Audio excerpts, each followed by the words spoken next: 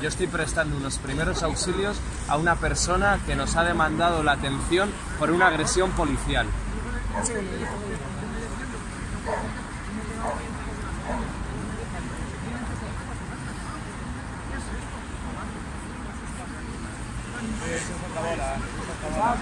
Ahora sí, facilita.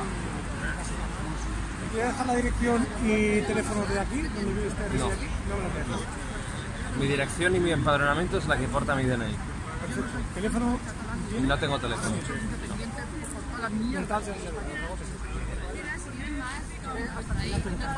Vale, aquest senyor no disposa d'indicació. Una vergonya, una puta vergonya. Y encima de todo está identificando sin número de placa. Quiero el número de placa del jefe del operativo, por favor. No se encuentra aquí, el jefe operativo. Pues aquí tiene que haber un jefe de operativo legalmente. Tiene que haberlo. Ahora mismo no se Pues quiero que me dé la identificación del jefe de Usted ya operativo. tiene mi identificación. No, pero usted no es el jefe de operativo. Si lo fuese, se estaría identificando. Quiero la identificación de la persona que es la jefa de operativo, por favor. Y luego se la paso. No, ahora.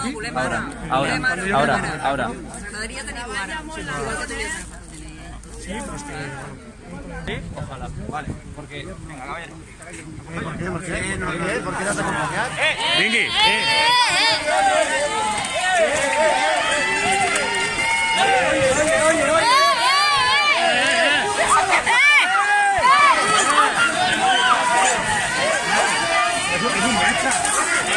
¿Qué pasa?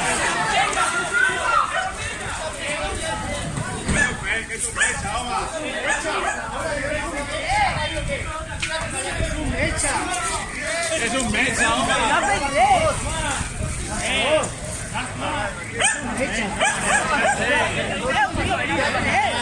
No perdes, tío.